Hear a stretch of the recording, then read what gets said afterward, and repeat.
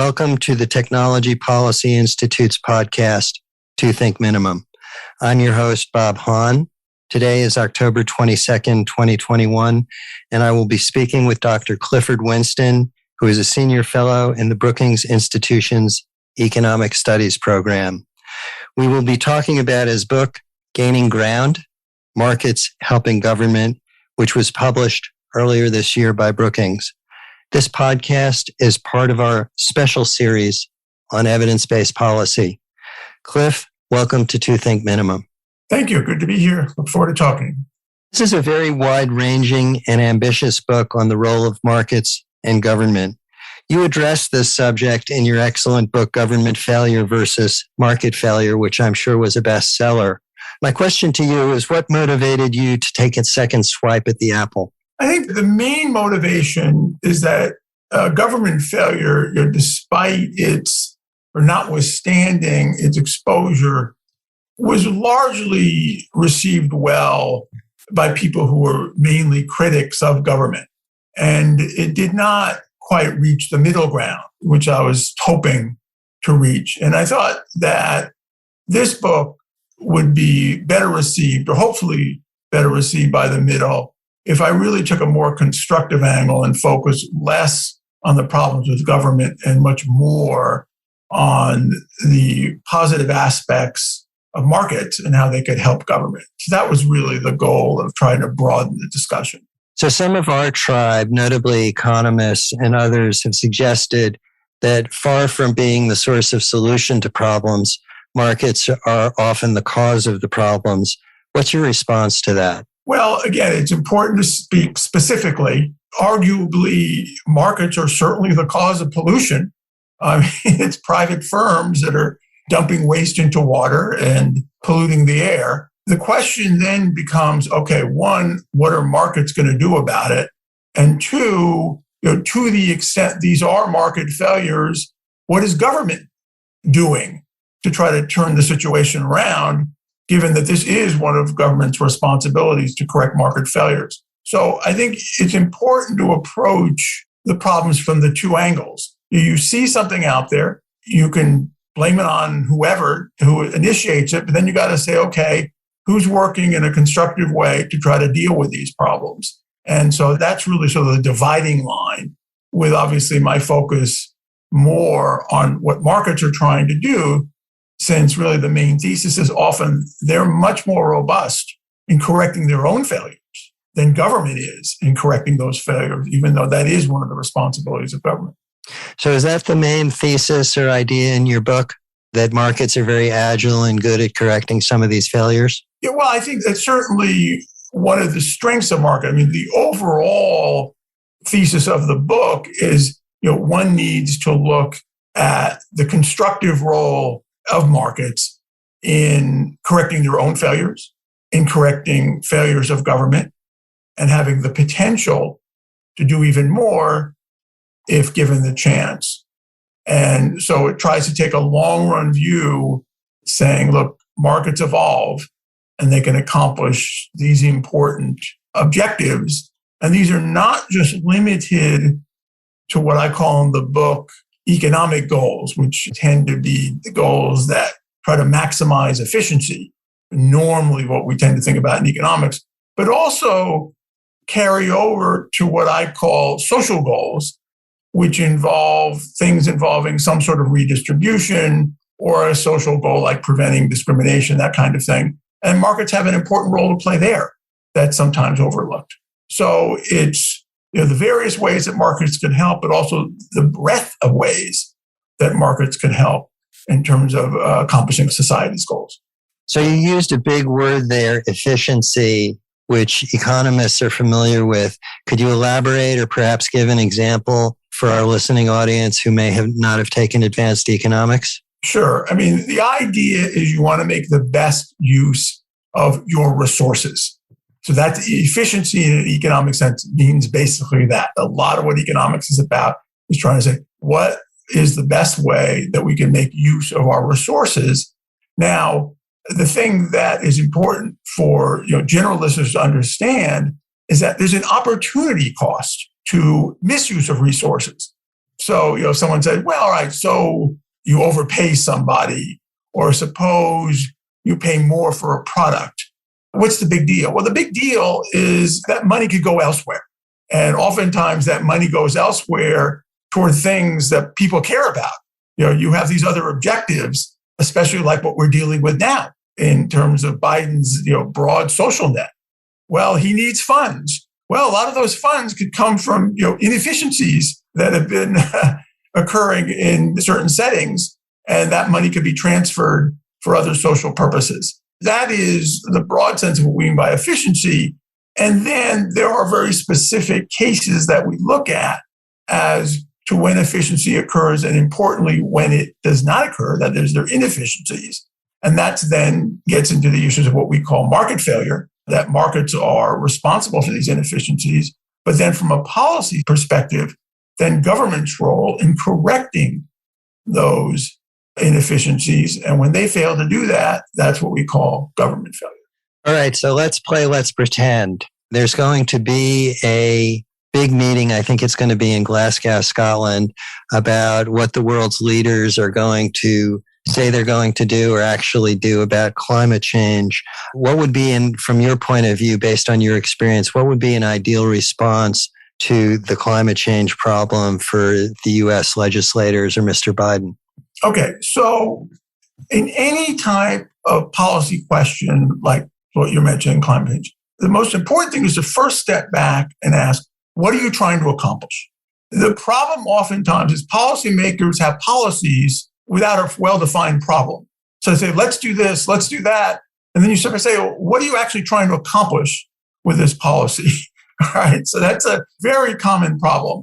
And people have all sorts of views of what they ought to do. And you sit back and say, what do you accomplish by doing this? So, when I hear of climate change, I think of it as a classic externality, that there are activities that firms and consumers and so on and so forth are partaking in that are having adverse effects on our climate. Okay. And so then the question is, what policy tools and instruments do we have to try to mitigate those adverse effects? And then there are a couple. Again, on the government side, their role is to efficiently, and I emphasize efficiently again, incentivize market participants to not behave in that way, not pollute as much, and so on and so forth. So there, a well-known instrument is an efficient climate change tax, or more specifically, what people have been talking about, a carbon tax. Think of a variety of efficient pollution charges that tax people and give them an incentive not to engage in that kind of behavior. That's certainly a critical starting point. You've got to set the right signals to people. You do this, you're going to pay a cost, don't do it. Okay. But then there's the other side of it and what the private sector can do. And those are technological advances. All right. So these are things like carbon capture or alternative energy sources, solar, wind, and what have you. Okay. There you want to look at government's role. First, you want to identify, here's what the private sector is up to. Then you want to look at government's role. And more often than not, you want to be sure that government is not getting in the way of what the private sector can accomplish. Too often, government jumps in and says, okay, we're going to micromanage this. We're going to require all new homes in California have solar heating, right? Well, look, what is that going to do? It's going to raise the price of those homes. It might turn people off to solar energy, and they might not get homes there, so on and so forth. So you want to get an understanding of what the market forces are at work. And as policymakers say, look, we don't want to disincentivize people. At the same time, remember, there's opportunity costs for our money. We don't want to also load up with subsidies. And again, a lot of people are talking about that, for example, with electric vehicle chargers. No, that is, let the market sort that out, right? They're going to be earning the profits. Let them do it, but just don't get in the way. So I think it's the two-pronged thing. Look at efficient pricing on climate change, but also look at where we're getting technological advances and allow the private sector to evolve. And most importantly, don't get in its way. So We were talking about efficiency earlier. And when I look at a really fast-changing economy, you mentioned the idea of innovation in the context of climate change. But when I look at our economy, I see that it's very fast-changing. How does efficiency relate to these ideas of innovation? Well, in many ways, that's sort of the punchline of the whole thing, in the sense that efficiencies are, when you think of efficiencies over time, better ways of doing things, right? That comes about from innovation and technological change. So you can think of innovations as the dynamic aspect of efficiency, better ways of doing things, new ways of doing things, different things to do, so on and so forth. So that's really why innovation, technological change are so important in many ways. They provide, quote, super efficiency because it occurs over time. So you're saying that innovation is part of that efficiency equation? Oh, absolutely. In many ways, it's probably the most important part because you keep on getting benefits from it over time. It's not just at one point in time. It repeats itself and you get new things oftentimes that you didn't anticipate. That was really the main lesson from deregulation, is it opened up the box and we kept on seeing innovations we never anticipated, leading to new things one after the other that turned out to be so important. So that's the idea of this. So you're a guru in the area of studying regulation and deregulation, or I've dubbed you a guru based on our work together over the years. Do you want to talk a little bit about the kinds of innovations that emerged after the government, say, deregulated airlines and what it means to deregulate airlines? Sure. So this, I think, is really one of the more important lessons about government interactions with markets and private sector participants, is that the costs of that interaction were, for the most part, thought of in static terms. If government gets involved, they regulate, and prices may be higher than they would in competitive circumstances, service may be less. Okay, and that's pretty much what people thought. But then once we deregulated and we saw the responses by the private sector, we realized, wait a minute, they're much, much bigger costs. Government is suppressing innovative activity that we can't anticipate that the private sector could accomplish. So certainly with airlines, we saw in-network design. Now, let us, again, with the objective of efficiency, we want to fill up our planes. There's no point in buying very expensive planes and only having them half full, which is the way it was under regulation. We want to fill them up, and we can do this by changing our network in such a way that on certain long-haul routes, we can go point to point, but on other shorter routes with smaller numbers of passengers, we could run what is known as hub and spoke. We could put them in the small plane, bring them to the hub, consolidate them, put them on the bigger plane, and keep on going. So the acceleration of hub and spoke operations was certainly something that helped increasing load factor. On the pricing side, people realized, look, people want different kinds of amenities on an airline, and they're willing to pay for it. And so let's have what we call revenue management, offer different price service types of packages that people got. Now we have coach premium instead of just coach, business, so on and so forth. Even people on the other end, you show up and you hope for the best, and you get that kind of lower fare. So that was just with airlines. Obviously, the more technologically advanced an industry, the greater you see innovations, certainly in the energy area, where it really was important for firms to take advantage of fracking and use that technology and increase production and supply of natural gas. That certainly came out, was an outgrowth of deregulation, and pretty much across the board, both trucks, rail, banks, so on and so forth, did things both more efficiently, but also then improve the variety and quality of the services they offered. And most importantly, they were engaged with their customers. I think that's something that is often overlooked.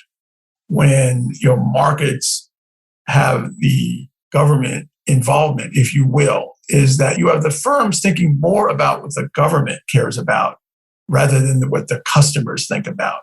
They're worried about, are they going to say that this practice is illegal or challenge me on this price, as opposed to asking, how best can I serve my customers? So we saw this not only with deregulation, but this is also an issue with occupational licensing, where again, you have this sort of blockade between firms and suppliers and customers, where they work together to try to figure out what it is that is of mutual interest, and again, enhance both profits and welfare.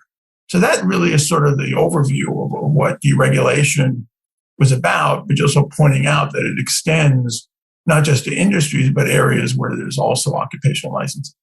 Right. So one of the great things about your book and the body of work that you've developed over the last 3 or 4 decades is you take a look at what's actually happening in the real world and you get your hands dirty with data.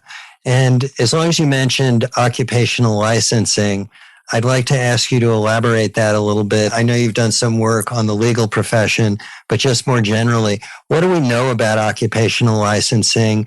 Are there areas where you're fairly certain that customers would benefit or consumers would benefit if we got rid of it? Are there areas where we should keep it? Are there areas that we're not so sure? Just tell me what we know. Okay, so let's again step back. It's always important to think of these issues in terms of, first of all, what were we trying to accomplish? Just to go back with regulation, there was a supposed objective. There was a concern that markets could not operate well because of scale economies, and either you get a natural monopoly or bankruptcies everywhere. And so that's where government was involved.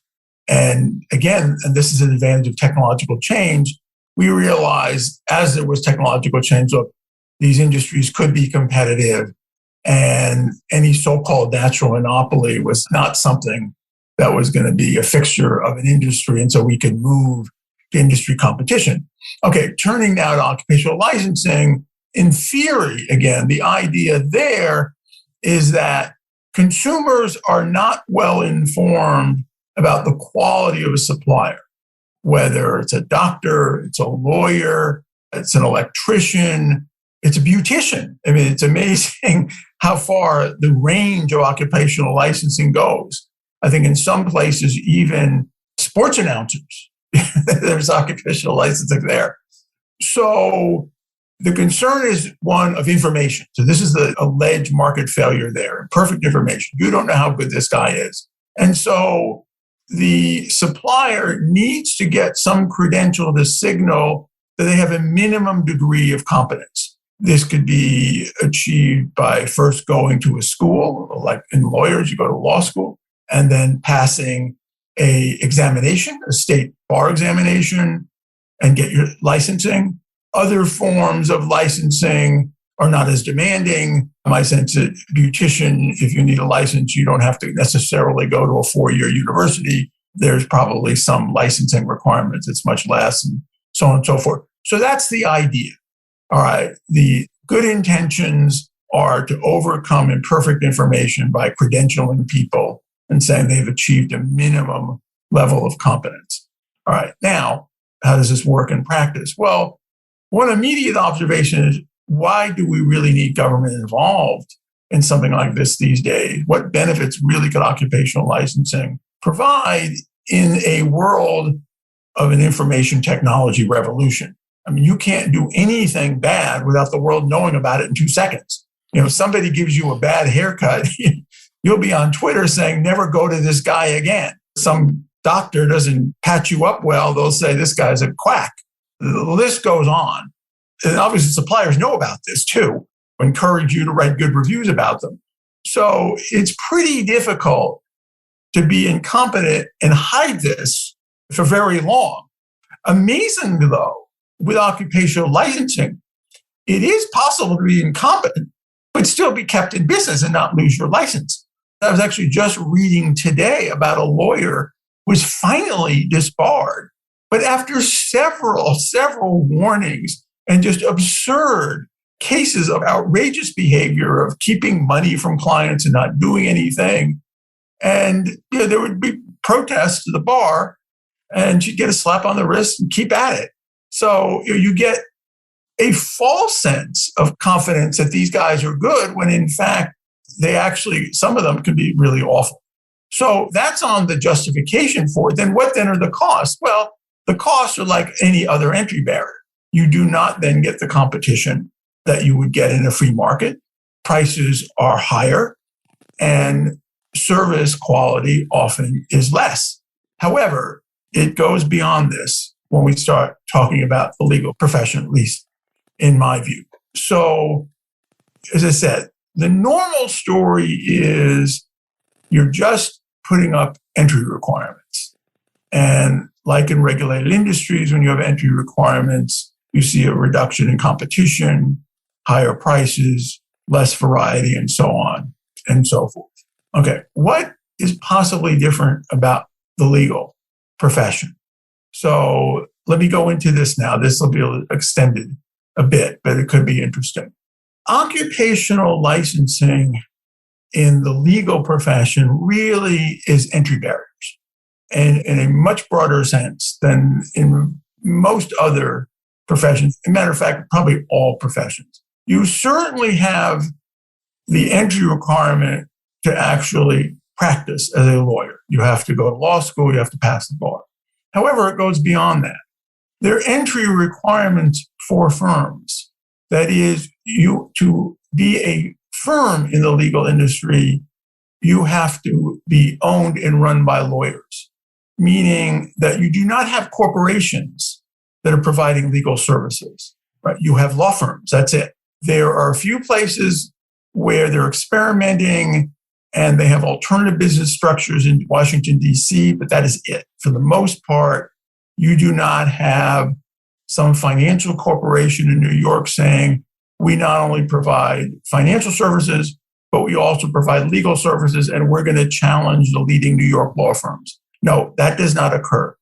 Hence, the leading New York law firms, in terms of their size, that is, number of lawyers today, are the same ones that existed in the 1950s. And so it is very rare that you'll find an industry with that kind of stability at the top. And it's clear why. They don't face the kind of competition that you would normally expect industry competition. Okay, so that's the second part of it. As an adjunct to that, foreign law firms are not allowed to compete in the United States. So if you have any foreign business, you can't be some British law firm and say, okay, come to us, we'll deal with you in England. No, you're not able to practice law explicitly in America. You could be hooked up with an American law firm, but there's no point you advertising yourself as the British law firm in New York and thinking you're going to get business. It's not going to work. You can't do that. So you have people that are prevented from getting in terms of their education. You have firms that are prevented from getting in. And there's one last thing which is critical. Educational institutions are prevented, quote, from getting in. In other words, the American Bar Association sets the standards of the legal education programs that they accredit. So you have to go, for the most part, to an American Bar Association accredited law firm to become a lawyer. Now, you have some options. Very few people take advantage of them, like Kim Kardashian. Kim Kardashian is not going to an ABA accredited law school. She's trying to learn law by herself, an apprentice. And in California, you don't have to go to a law school. You just have to pass their bar exam. That just happens to be the toughest bar exam in the country. And thus far, things have not gone well for Kim. And it's probably going to be a long shot that she'll get in. But who knows? Anything's possible if she works hard enough and whatever. But for the most part, you pretty much have one route. Now, what that means is there are a lot of other options that are foreclosed that are very viable and that could help reduce the costs and increase the supply of lawyers who would provide heterogeneous products. Okay, in other words, they wouldn't be the people who are just trying to work for big law firms, make a lot of money. They'd be people who say, look, I'm not going to get a very expensive education, but I want to specialize and I want to help people with marital problems or real estate problems or something like that. So in other words, first of all, you cannot go to an undergraduate education program. There are no undergraduate law degrees in America. And there's no reason why you can't major in law. This is not physics or even economics. It's not that the subject matter is so sophisticated that an undergraduate couldn't handle it. Far from it. I think undergraduates could handle it fine. Now, the immediate advantage of that is they wouldn't need 3 years of law school. Probably they'd get out in 2, maybe even faster than that. And more importantly, they'd understand whether they actually are interested in law.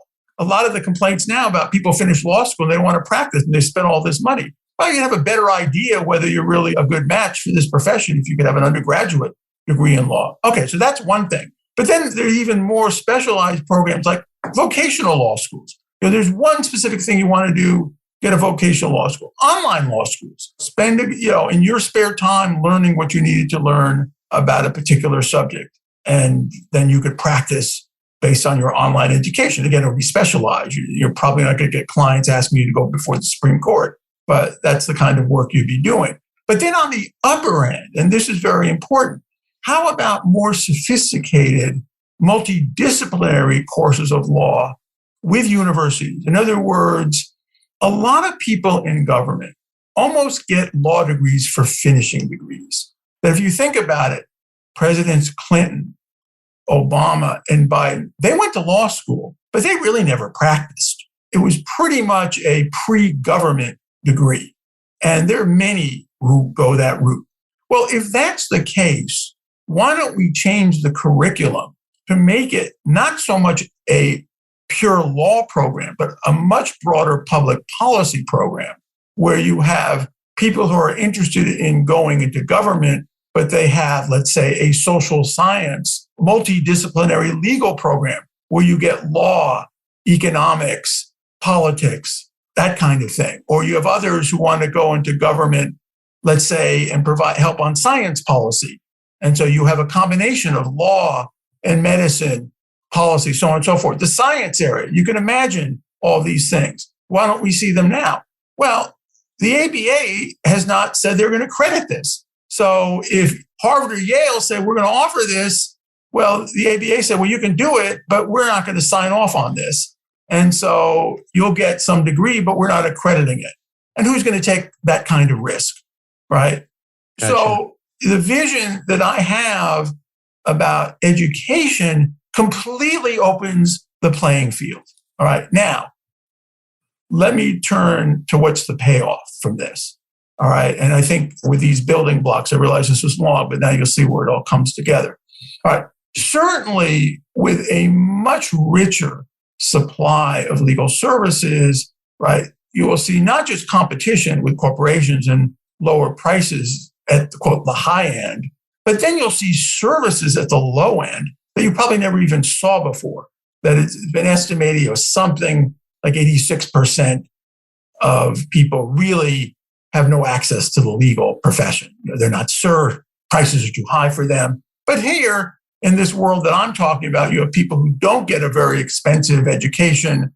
They're specialized. They're not under pressure to pay back $60,000 a year loans, and then will provide this service, and they help that kind of individual. So you see improvements throughout the board on prices. How about, though, the efficiency of law firms? Now, you're not just restricted to being owned, managed, and so on by lawyers, but you realize, look, we need to get with modern times. We need people with expertise, let's say, in information technology, computers, so on and so forth. We want these guys at our firm, and we want them to guide us into using the latest technologies to be, let's say, much more efficient in document search or strategizing about cases, all sorts of things where technology could be helpful. But it's limited in the sense that these guys could be part of the firm, but they're not owners and they're not going to get in on the big money. And so now you can get people who are part of the profits and they'll join the firms and help them become more efficient. That's on the technology end. What about the management end? Well, who is it that manages law firms? Lawyers. These are not MBAs. And there's no reason you expect that these guys are great managers. In fact, there's evidence to suggest they're not good managers. So here again, law firms could be more open to recruiting MBAs as the people who are actually managing and running these firms. Again, you get efficiency there. So that's now, we've covered two parts of it, and this is the final part. We've covered the consumer side, benefits from lower prices, more services. Let me stop you here for a second. Right. The punchline will be coming. Yeah. So I don't want to spend the whole podcast on the legal profession. Well, this will tie back to the book. Okay, that's cool. I guess what I want to know is, what are the policies you're advocating? Are you saying no longer government or the American Bar Association should require a legal degree to practice law, or what are you saying? And let me get to my punchline and I'll give you my policy. All right. The final part is, what about government? Lawyers have an incredibly important role in government. They are the most important profession in government. They're presidents. They're obviously the leading occupation in Congress. They have their own branch of government with the courts. Here is the problem with them. They are intellectually siloed. I mentioned before a broader multidisciplinary education. Because of regulations, lawyers, quote, grow up together in law school. That's it.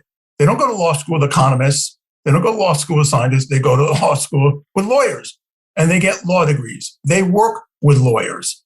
They go into government and work with lawyers. They are not exposed to broad public policy perspectives involving economics, statistics, math, and so on and so forth.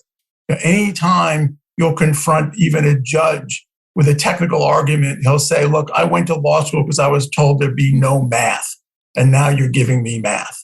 Right? This is not the foundation that we need for public policy, which is exactly what law is.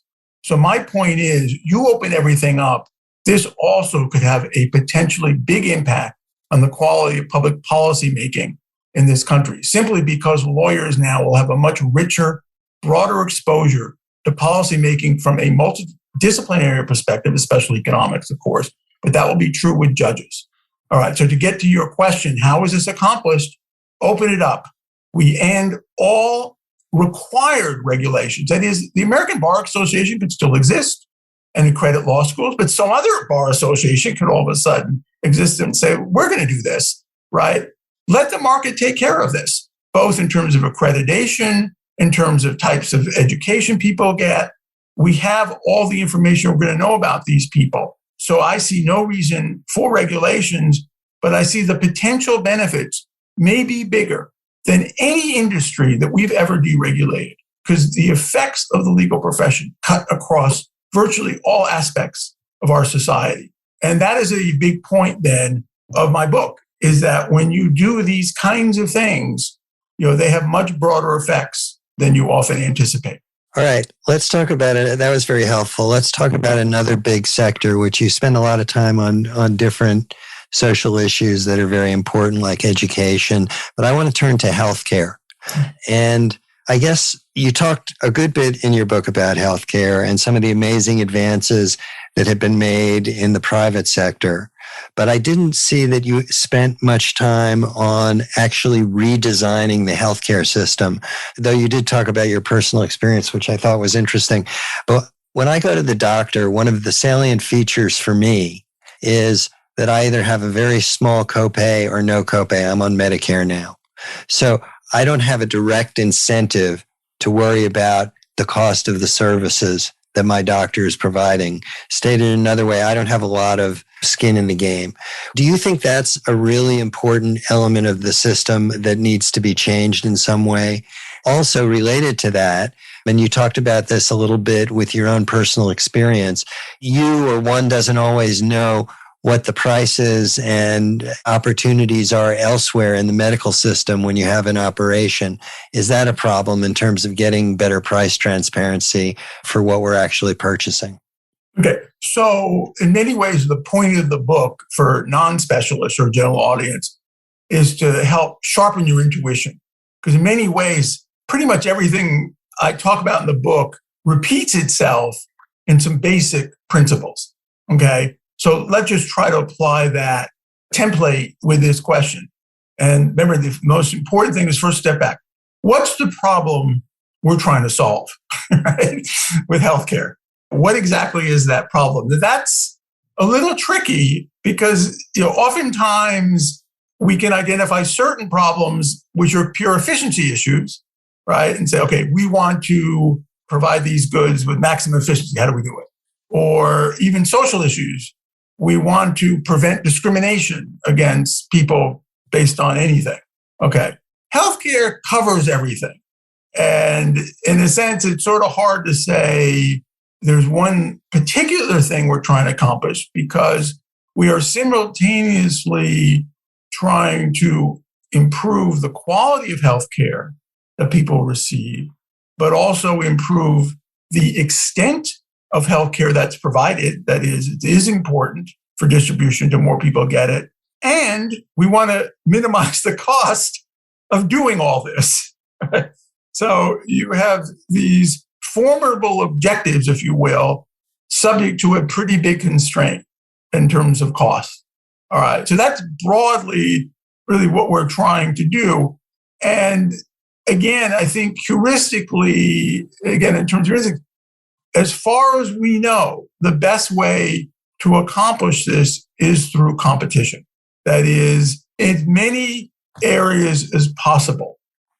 We want to try to have parts of the healthcare system, whether it be hospitals, whether it be doctors, subject to competition, and try to reduce cases which are preventing competition. But then at the same time, we are certainly aware that we want to make healthcare as accessible as possible to people.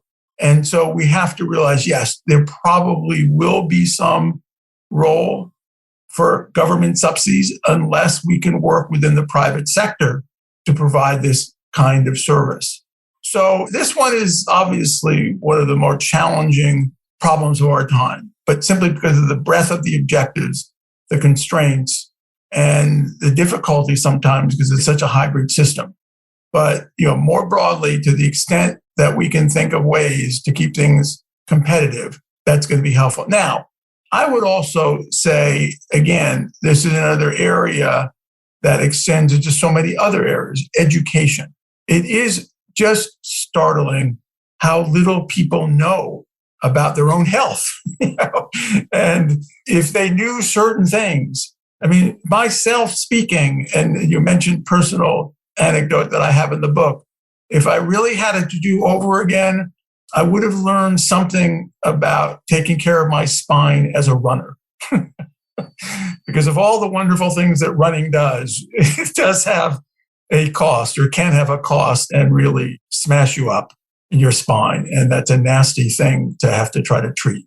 So I think that's another important part of it, is that we have to have much greater health knowledge, because oftentimes not only do people not realize things they need to do to take better care of themselves, but they don't realize they need to be their own advocates when they deal with health matters. It probably has been my case that everyone I've dealt with is competent. There's no question about it. But health problems are tricky.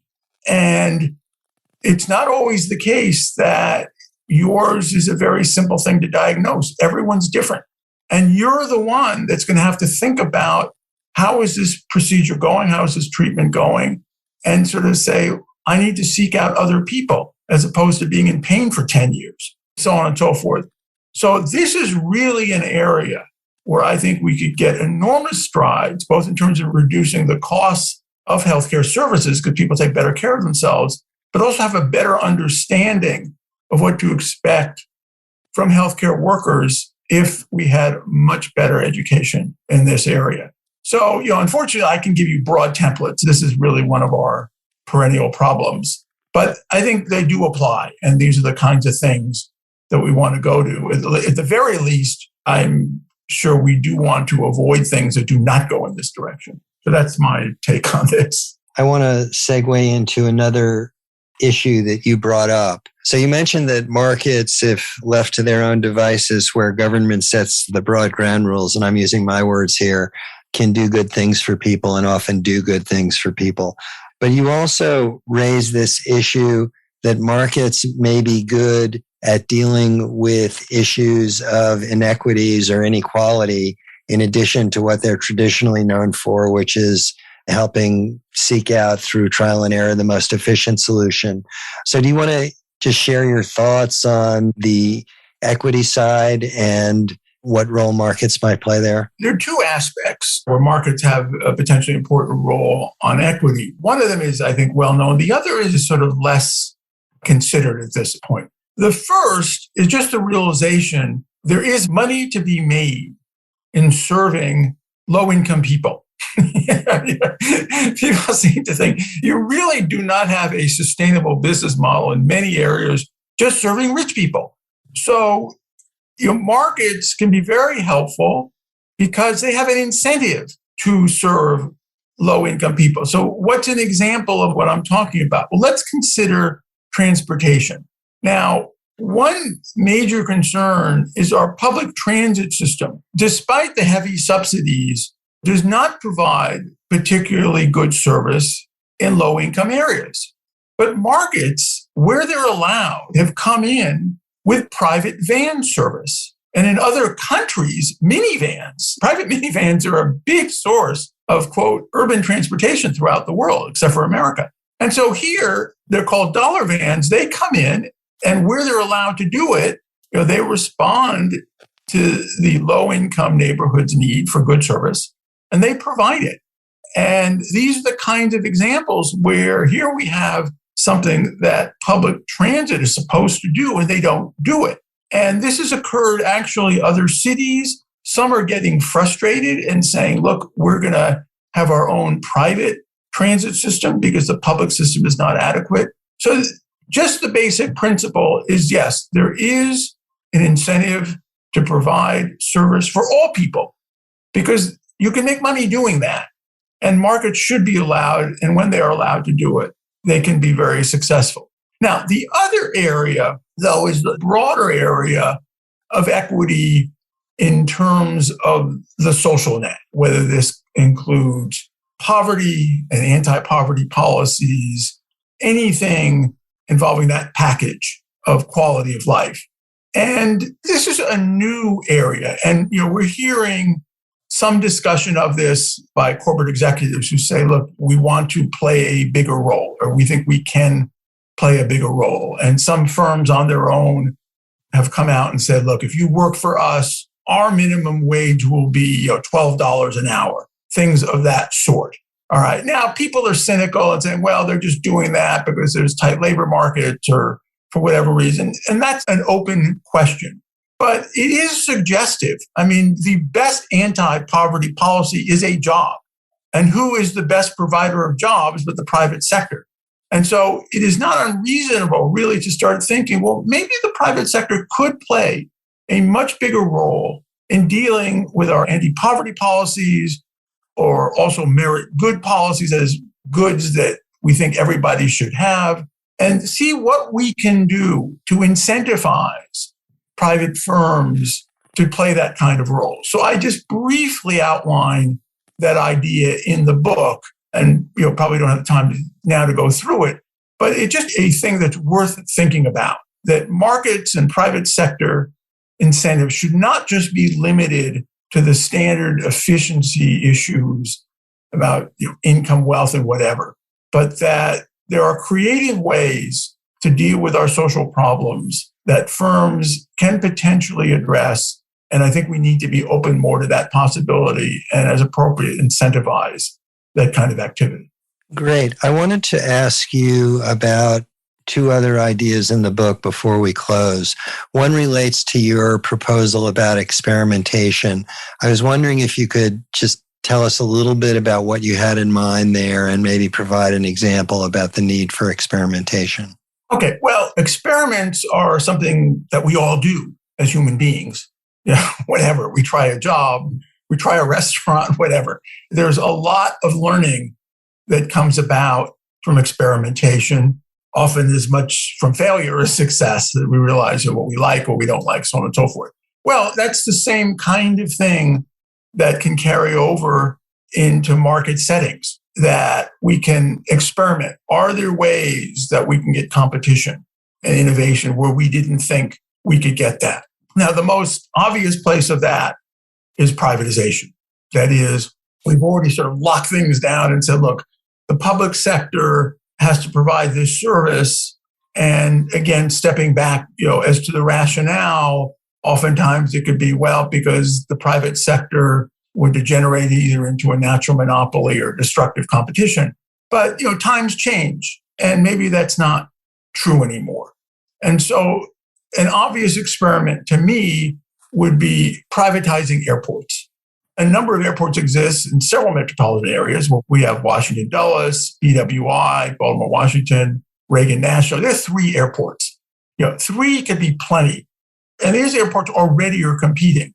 Why not privatize them with separate owners and let them try to become much more efficient in terms of their pricing and investment policies and so on and so forth, and work themselves in attracting airlines? You rarely see in the same metropolitan area, the same airline at more than one airport. Oftentimes they split up. Well, maybe that should be different. Maybe it should be that airports try to attract the same airline to serve all their airlines doing different things or providing competition to different people. But that would be an experiment. That's an example of, that's perfect. Let's pick a city like DC, New York, whatever, privatize it. So that's certainly where that role comes in. That's great. I'm going to take the liberty of truncating you here because I want to talk about one other big idea that you had in the book. But I think what you were saying was through trial and error, the government can learn what works out there in the real world and should be open to these kinds of experiments. So let me turn now to what I will call your final recommendation, which relates to your idea of a commission, setting up a commission. So do you want to talk about what you had in mind there and why you think that might work or might not work as a way of getting markets to work better? Right. So, obviously, we're academics and our job is to sort of, put these ideas out there. But, most academic ideas, probably for the good, die on the vine. But, I think it is important to at least try to be semi-proactive about this and think, how can these ideas get out there that, in my view, policymakers need to have a greater appreciation for what markets have done and what markets could do. And it would be good to get a group together of people who are in the corporate world, academic world, the policy world, on some organized basis from a commission to start thinking about these things with the goal of asking, where can we have greater market participation to the benefit of the public? And with the idea of experiments, I'm quickly struck by a Nobel Prize being given to people for natural experiments. And these were mentioned in the 1990s, but people seem to have forgotten that in the 1960s, economists were thinking about natural experiments involving regulated interstate airlines charging fares between Washington and Boston that were considerably higher than unregulated airlines charging fares between Los Angeles and San Francisco. That to me was one of the early natural experiments that sets the stage for airline deregulation. And my point is these things are out there. If policymakers want to see them, if policymakers want to pursue them, they can get a sense of what markets have done and more things that markets could do. But I think it's important to get everybody on board with something like this. And I think a commission would be a good way to start. And so that's what I outlined in the book. So I'm happy to nominate you to be chair of the commission, but I have one more. I want to tee up one more thing for you. And that is, you now have a minute with President Biden related to his Build Back Better initiative. What do you advise him to do? Deregulate the legal industry. It cuts across so many things. People just do not realize that that is probably the most important industry of them all, because it not only affects its own industry, but it affects government policy, and that affects the world. That's what he's got to do. The world is good. We've been talking with Cliff Winston of Brookings. Cliff, thanks for joining To Think Minimum. Thank you. Good to talk with you as always.